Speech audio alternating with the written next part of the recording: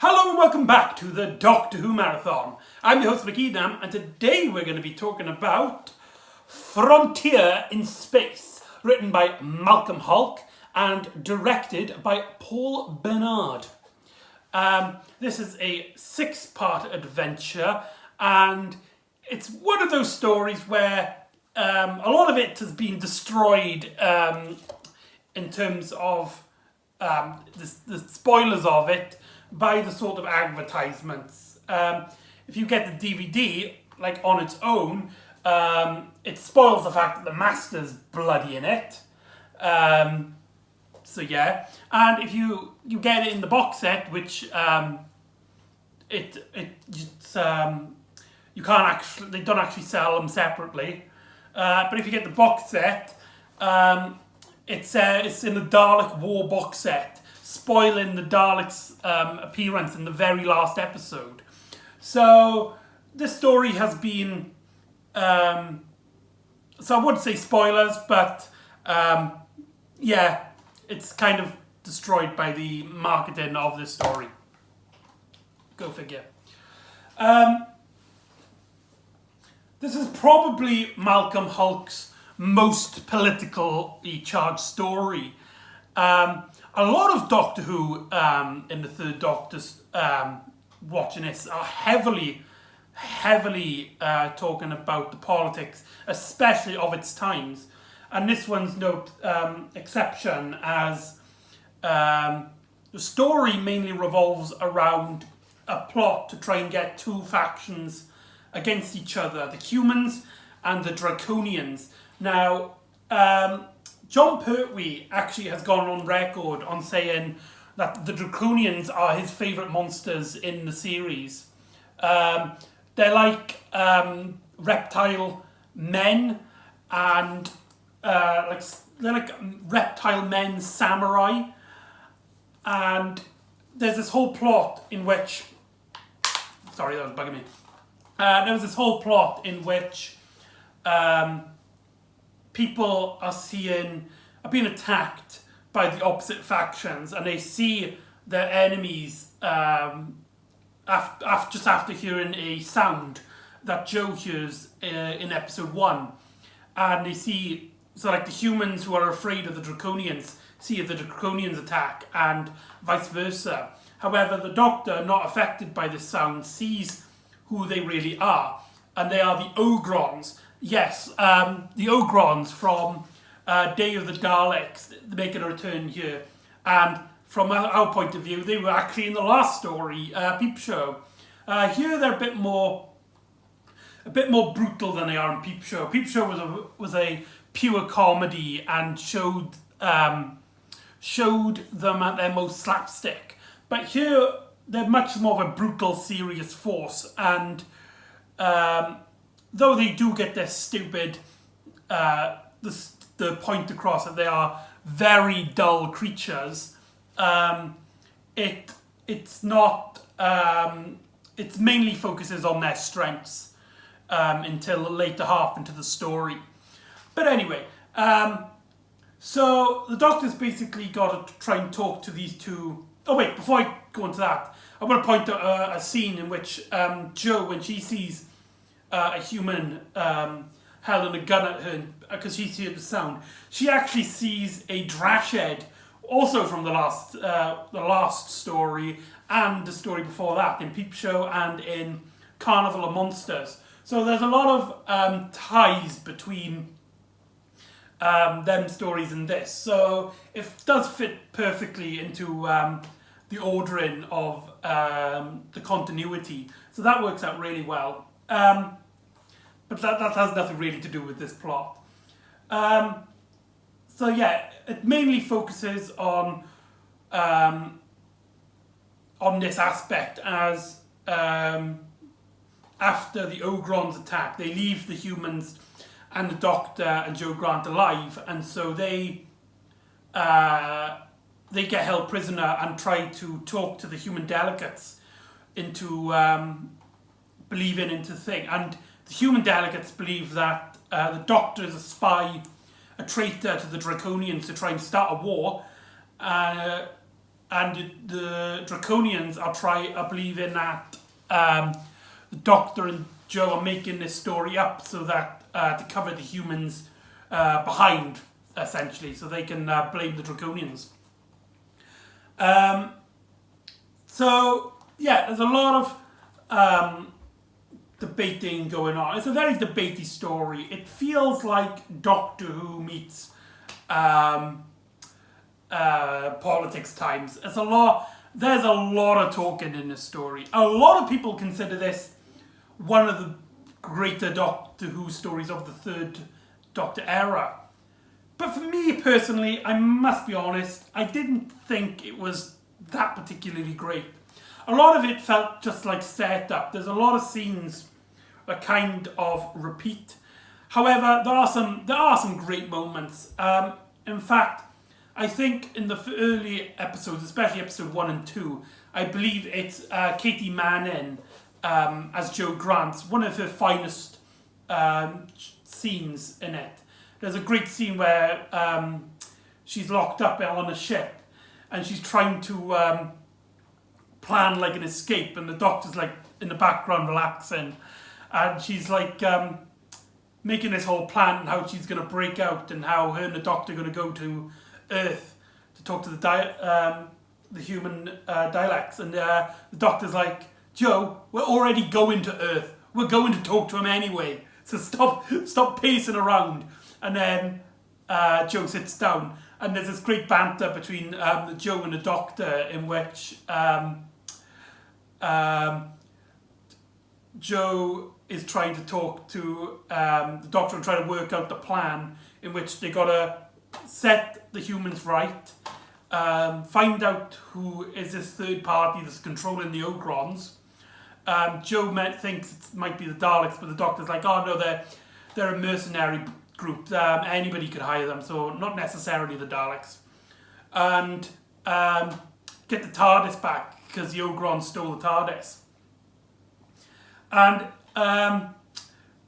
then Jo Grant is just like, oh, now when you put it like that, it's quite simple. And I just love Katie Manning's reaction. It's probably her best in terms of acting.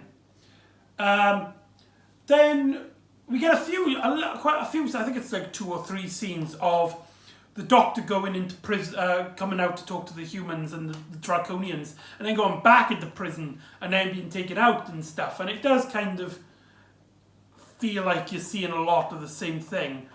But at one point then the Draconians start attacking, and the actual Draconians, because they're trying to take the Doctor to try and work out what the humans are planning. So they kidnap the Doctor as he's making his way, and the Doctor thinks, right, we're going to try, I can talk to these people, maybe they can see reason in the humans, but it kind of goes the same way, and the Doctor breaks out to go back to the humans once more, but they don't believe him, so they actually send him to a moon prison. And you get some great characters in the moon scenes. You get these 2 people of a peace progress group, and you get this like a higher professor, and you get this young like student lad, and they are very lovable characters, these 2. You really root for them. You really like, right, the Doctor really is going to help get them out. However, they kind of don't do anything afterwards. The Doctor and the Professor kind of try and break out, but their plan fails. And after this scene, then they're basically forgotten about, which is a real shame because I really did like these characters, and I wish we saw a bit more of them. However, when this happens, then back on Earth with Jo Grant, they get in contact. Humans get in contact with one of the colonists, who has given details about Jo and the Doctor about them being mass criminals who should be put trial on their small colonists. And then the leader of the colonists, or like a representative of it, comes out into the room, and it's the master, and how he is just a official officer of this colony. He just appears as if he's just always been there, and I bloody love it. I really like how Robert Delgado's master just appears. This is a very great master story with a lot of great fun moments. I really like how in this story he has a lot of scenes with him and Joe Grant without the Doctor, and I love these scenes. The master thinks he's above Joe, but because Joe's been working with Doctor, she's kind of learnt a bit. And there's a great scene in which the master tries to hypnotise her, but she basically just spouts out the nonsense, and it stops the hypnotising effect. So, and yeah, I just really like these scenes. Now, it's very important to note, tragically, this was Robert Delgado's last performance as the master, as he passed away. I think it was about 3 months after they filmed Frontier in Space, which is a crying shame because he doesn't really have an ending. The story doesn't have an ending, which I will get into, but there's never a big goodbye or a like scene of him departing. He just kind of like disappears right at the very end. There was a plan for him to appear in the third Doctor's final story, entitled The Final Game, but because of Delgado's death, that never happened. If you want to know more about that story, basically it was going to reveal that the Master and the Doctor was brothers, and the Master would have sacrificed himself to save the Doctor. So, yeah, that would have been a really big change in the story, the Master story, if that went by. But tragically, that wasn't meant to be. But yeah, so, yeah, Delgado's last performance as the Master. It was a very sad shame that he wasn't able to make more.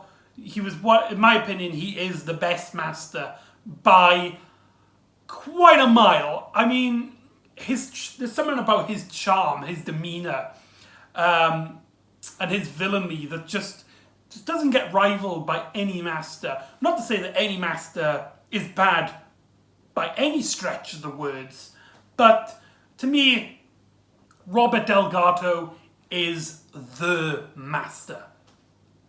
But there you go. And now, so the Master then breaks the Doctor out, but and we get some great scenes of the Master held the Doctor and Joe in prisoner, and they make a plan to come out the prison, to break out the prison, and then the Doctor basically takes control, and they got to make their way to the Ogrons. Actually, there's quite a lot of detail. Like I said, it's a 6-part story, so there's a lot of plot points and details in this. But something happens so that the Doctor goes back to Earth and basically convinces at least a few people, not everybody, a few people, that a third party is involved. So the Doctor heads to the Ogron planet, which I don't believe is ever named in the story. But the Doctor, a human and a Draconian, set off to the Ogron planet, and so to try and save Joe Grant, because the Master's got Joe prisoner. And there's a great bit where Joe gets sent to the prison. She breaks out quite easily, and she sends a message for Earth about all that's happening and where her location is. And then the Master stops her. It's like, "Well done, Joe. Well done, Miss Grant. Yeah, you have just laid the trap." But yeah, that's a very great scene. And then in the last episode, the Doctor and a few colleagues have I think they've just saved Joe, and they walk out onto the wilderness, the Ogron wilderness, and the Doctor's like, I've got a feeling, a premonition, you might say. And then they're like, maybe it's nothing, walk off, and then through like on top of the mountains you see the Master appear, and he's like, Doctor, I have a few friends to join us. And then you see 1, 2, 3, 4, 5 Daleks appear. It's probably a really cool cliffhanger. The problem is that it isn't a cliffhanger. All of this appears in the last 6th episode. I can't actually remember what the cliffhangers are. I can't remember. And yeah, so the Daleks appear in the very last episode. It's very bizarre, and a lot of it is setting up that the Daleks have a plan on a secret planet somewhere. And so their scenes are very brief. They're literally in it. They put the Doctor in prison. They talk to the Master for one scene, making it the first time the Daleks and the Master have met. And then they bugger off. And it was like, why bring him up? We could have had a resolution to this plot and keep it a Master story and not even tie it with anything to the next story. But that's what happened. And I think that really, really weakens the story for me. It makes the last episode makes you feel, right, the rest of this doesn't matter. The attention should be on the next story, not on the story that's been told. So I think that really bums it out, in my opinion. And the last episode just feels like set up for the next story, Planet of the Daleks. But yeah, so yeah, it's very strange that of this appearance. Now the Doctor does eventually break out again in a very cool scene in which Joe captures the fear device that the Master was using, and the Doctor tinkers with it, and he talks to an Ogron guard and uses the sound on him, and so the Ogron sees him as a Dalek who commands him to open the cell, and so they escape through that. And yeah, like I said, the resolution with the Daleks suddenly appearing in it really weakens the actual effect of the story, because like the story was about the humans and the Draconians like teaming up, being apart and fighting each other, and the Doctor's trying to get them both to see reason and try to work out this conspiracy with a third party, which was the Master. And how that ends is the Doctor just saying, right, you've got your evidence, goodbye, and they literally just walk off into the background, and you don't really feel that connection, that thick connection to the plot or to these characters as you should do. And the Master I think he shoots the Doctor in the back. I can't remember. Something happens anyway, but the Doctor basically is injured, and so the Doctor then gets like a rough idea about what the Daleks are doing, and they're going back to the planet, and so he goes into the TARDIS with Joe, and he puts his hand on the TARDIS to use his telepathic circuit, something which I don't think we have seen since the 10th planet, in which the Doctor controls the TARDIS just by putting his hands on it like that. It does beg the question, if he can control the TARDIS like that, why press buttons to begin with? And then that's like the cliffhanger. The story ends on a cliffhanger leading into Planet of the Daleks. Now, I think it's very unfair to judge the story on its own, because like the ending doesn't really resolve itself. I mean, it does, but it kind of just sidelined itself for Planet of the Daleks. I personally think that was a really, really bad choice, and it ruins this story. But not to defend it by any stretch of the words, but the story was intended to be a massive, long-parted one story, which would have been six episodes long. Sorry, I'm not very good at maths. And it was supposed to be 6 parts, but for some reason they split it into 2 6-part stories, entitled Frontier in Space and Planet of the Daleks, and they made this one feel a bit more of itself. So maybe it was a rush, but a lot of elements to it kind of ruin it being its own great standalone story, and makes you feel, oh, it's just filler, or just makes this story, especially the last episode, well, only really the last episode makes you go, this story isn't as good as we want it to be.